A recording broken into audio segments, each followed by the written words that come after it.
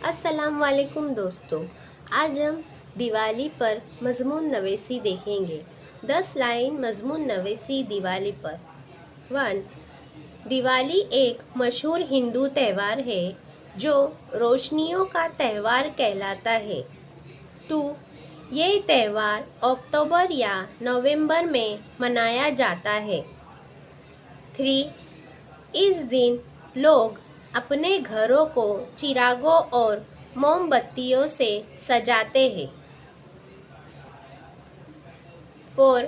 दिवाली पर लोग नए कपड़े पहनते हैं और मिठाइयाँ बांटते हैं। 5. दिवाली पर पटाखे चलाए जाते हैं और आसमान में आतिशबाजी होती है। 6. हिंदू मज़हब के मानने वाले इस दिन लक्ष्मी देवी की पूजा करते हैं। 7.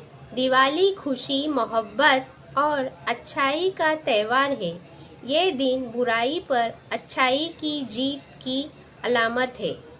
8.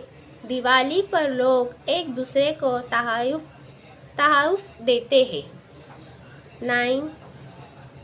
दिवाली का त्यौहार मिलकर मनाना लोगों के दरमियान मोहब्बत और भाईचारे को फ़रोग़ देता है।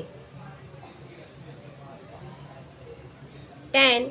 दिवाली का त्यौहार हिंदू मज़हब के लोगों के सबसे बड़ा त्यौहार होता है।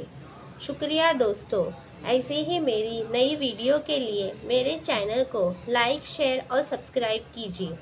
शुक्रिया।